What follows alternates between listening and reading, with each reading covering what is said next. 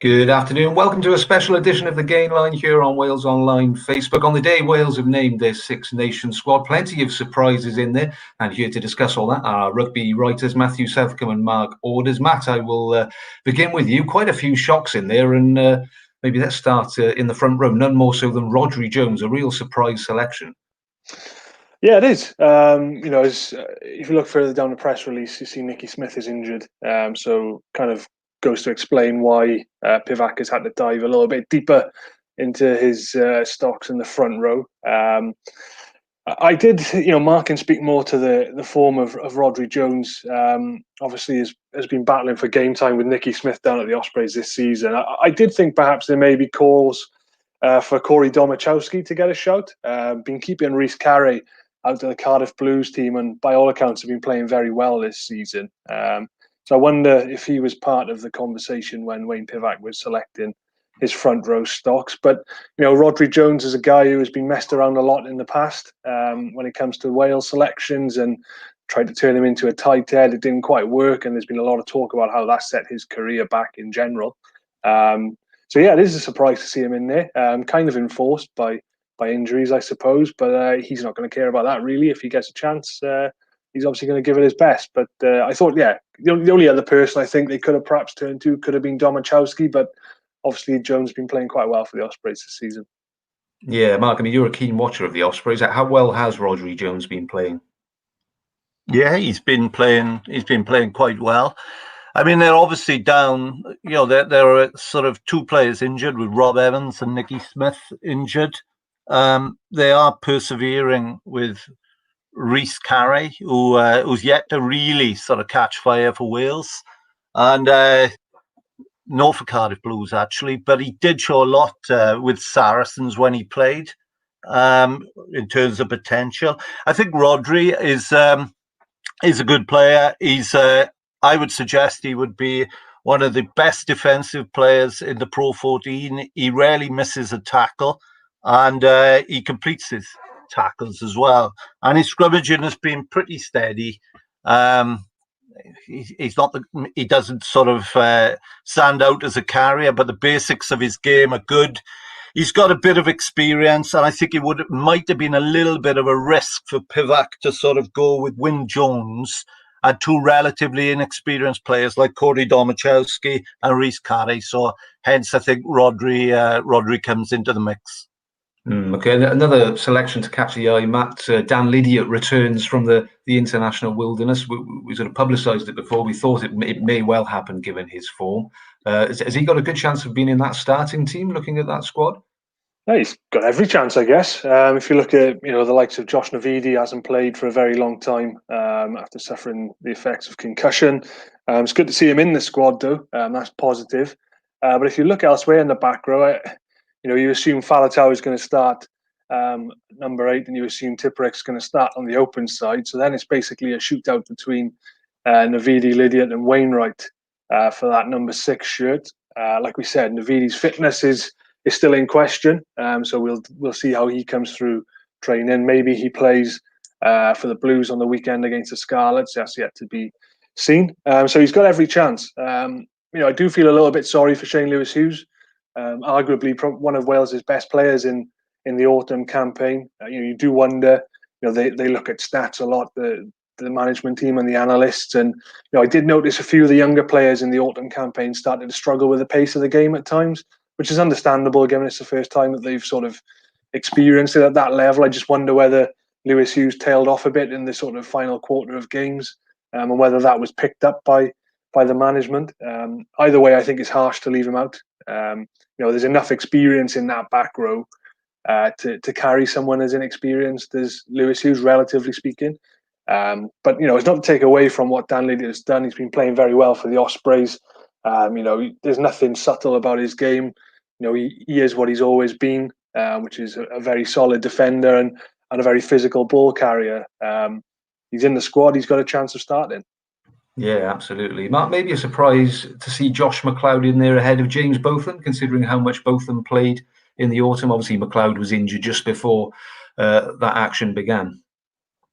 Yeah, Josh McLeod is an excellent player, as is Botham. but both of them, a year, possibly a year or two younger. Both of them's got a big future at test level, like Shane Lewis-Hughes. They're going to play a fair bit of rugby for Wales, I would imagine. As you hinted there, John, really, I think that Josh McLeod was the original selection for the autumn series, and Pivac is sticking by him, and he is good. He'll win turnovers. He's an excellent defender, and so I haven't got a sort of quibble with that at all. I think Lydiate, in terms of his form, going back to him if I can, I think he's been outstanding. Just his defensive play has been superb, but he has a galvanizing effect on those around him. He's a leader. And when you're picking a squad for tournament rugby like the Six Nations, you need leaders in your squad. And Lydiate is playing arguably the best rugby of his career. So I wouldn't have any problems with his selection at all. Yeah, good man, good man. A final word maybe then, Matt, on the pack before we move on to the backs. Adam Beard returns. Obviously, he was a bit of a surprise omission in the autumn, but he's been in good form, so he comes back in the second row. And looking at the hooking situation, obviously Ken Owen's back, which is a big bonus. And it's Sam Parry who misses out, potentially because of a bit of an injury. Yeah, I'll look at the second rows and let Mark pick up the hookers, but Beard is back in. Like you said, it was a surprise the way that he was sort of cast aside by Pivac almost last year. But Wales have got issues in the second row with injuries. Alan Wynne-Jones hasn't played since the Italy game in December. We await to see if he's going to be fit to start the tournament. Same goes for Jake Ball. Spoke to Glenn Delaney earlier this morning, who was very non-committal on his fitness at the moment, but he's obviously doing enough to suggest that he'll be involved at some point in the Six Nations. And Will Rowlands took a bang as well recently. So Wales have got a few injury problems there. Corey Hill's very good in the row, often tipped by many as a future Wales captain at one point or another in the past. So, there'll be no issues if he has to start. And, Adam Beard's a quality operator. He went undefeated in something like the first 17 or 18 of his Wales games. He's a quality player. Will have probably been quite hurt by the way that he was cast aside, so comes in with a point to prove. And I'll let Mark pick up the hookers. Yeah, I'm a bit surprised that Sam Parry has been omitted, because I thought he was the best of the three hookers during the autumn tests. Ken had to come back, of course, Ken Owens, as the senior hooker. But when Wales played Italy in that final game, their lineup was markedly improved. And I'd suggest Sam Parry's sort of presence was key to that, really. He came back for the Ospreys, and he had 2 or 3 really good games. He did pick up a bump then against Worcester when he was absolutely on top of his game. And he's been absent for 2 or 3 weeks. And so he obviously hasn't had a chance to sort of press home his case. But even so, I'm surprised at that one. And yeah, I think it's a question that some would, a selection that some would question. Yeah, okay. Well, Wayne Pivac, I'm sure, will explain it. He's got a press conference in about 15 minutes, so we'll. I know Matt's got to be at that, so we'll crack on with the backs. Big talking point there, I suppose, is the scrum half situation. Rhys Webb axed from the squad. Matt, Kieran Hardy is picked. Are you surprised by that selection? Yeah, it was. It did come as a bit of a surprise to me. If you looked at the hierarchy of the scrum halves that were picked in the autumn, you'd say Gareth Davis and Rhys Webb were vying to be at the top of that list, and then Kieran Hardy and Lloyd Williams would sort of follow them up. So I'm surprised to see Hardy overtake Webb in the standings. But I suppose if you look at the relative performances, has Rhys Webb done enough to warrant selection in the last few weeks? It's arguably not. So then again, I didn't think Kieran Hardy's had a particularly good festive period either. So a little bit surprised by that, but what it does do is send out a bit of a message, not just to Rhys Webb, but to any players, really. You can't. There was a lot of us, including myself, who just assumed that Webb would be selected because he is Rhys Webb. Now, clearly, that's not enough anymore for Wayne Pivac, and that's the way it should be. So I was surprised to see that. I'll be honest with you, but like I said, I guess in some ways it's a positive move from Pivac, because it does send a bit of a message that you've got to be playing well to warrant selection. Yeah, indeed. In terms of the outside half situation, Mark, Jared Evans is back. He's obviously been in fine form. A lot of talk before the announcement that Rhys Priestland might be included. He's due to move back to Cardiff Blues for next season, which would have allowed him to be picked. But he's not in there, and Jared is in there alongside Bigger and Sheedy. Yeah, I think it's a difficult one. It was a difficult selection, I would suggest, for Pivac, because there are a lot of senior players in Welsh rugby have been playing well, including Jamie Roberts, and Rhys Priestland's been playing well for Bath. Jared Evans had that one fine game for Cardiff Blues, so we know he offers something different. So I think he's just been picked for that, and Wales have obviously seen potential in him. He is a game breaker, and it's always useful to have one of those in the squad. Whether or not he's convinced everyone of his ability to control a match and play with real authority remains to be seen. I think he's a good player.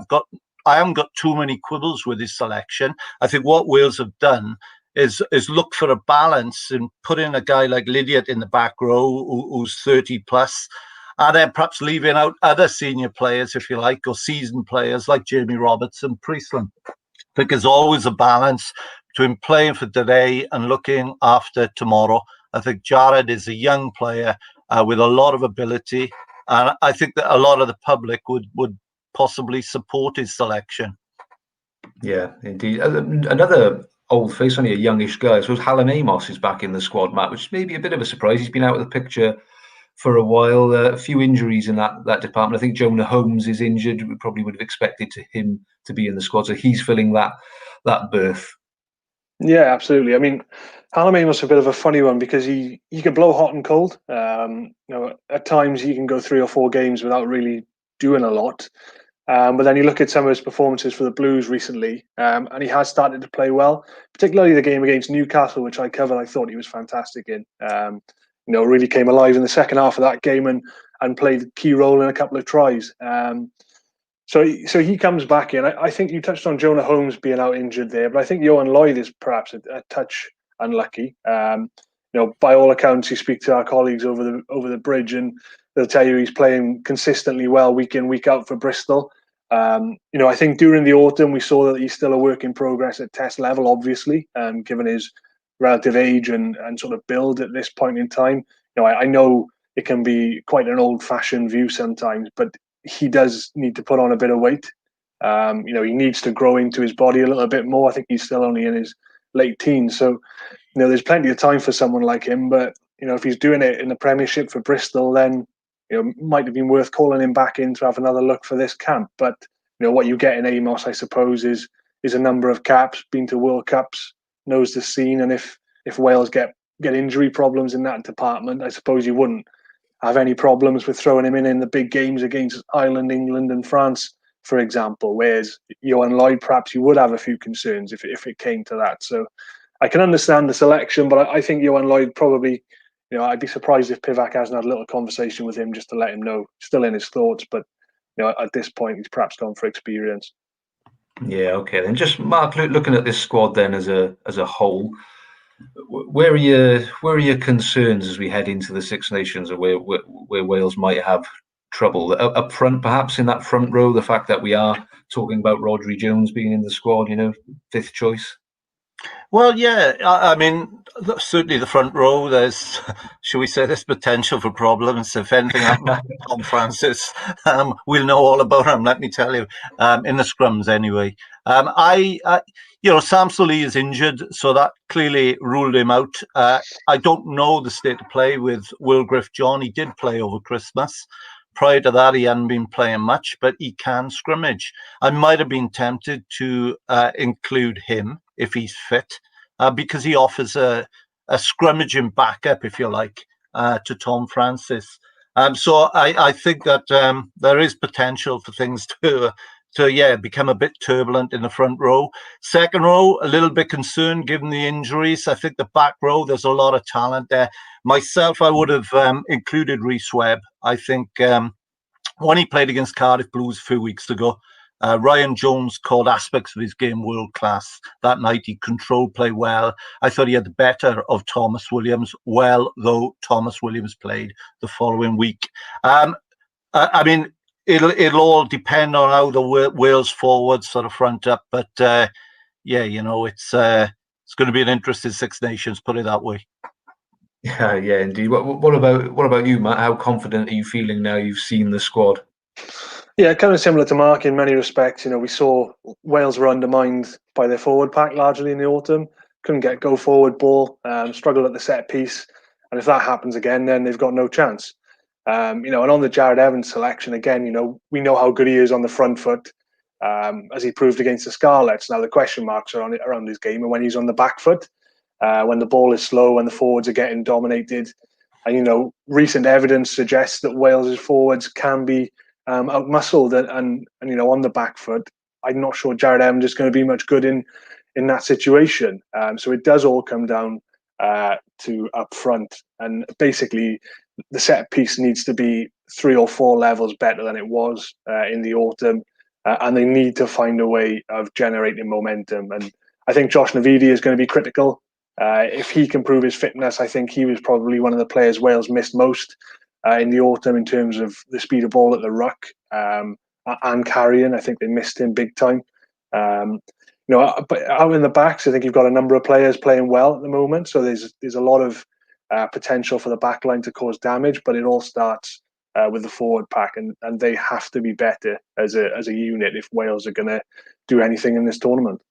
Yeah, okay. Final thought from you, Mark. Plenty of comments coming in. People disappointed to see certain players missing. Who is the unluckiest player in Wales today, would you say? That's you know, that's Rhys Webb would probably think it's him. Jamie Roberts has been playing really well, but again, I think Wayne Pivac was faced with this challenge of achieving a balance between, you know, playing for today, looking after tomorrow. I think on form, Jamie should have been in there. I think at the Ospreys, a young kid called Matt Prothero, he must be one of the most exciting young players on the scene right now. I think he's a little bit unfortunate. Maybe he just needs to prove it over a longer period for the Ospreys. And as I say, it is tournament rugby, so perhaps Pivac felt he couldn't afford to gamble. I think Sam Parry will feel he's a bit unfortunate too. But yeah, Rhys today will be looking at what he supposedly has done wrong. Yeah, indeed. Okay, well, we'll find out all the reasons pretty soon. Thanks, chaps. We'll leave it there. Wayne Pivac's press conference coming up at 1 o'clock, so we better go and cover that, all the live updates over on Wales Online, as well as all the reactions throughout the day. Thanks again. See you soon. Cheers.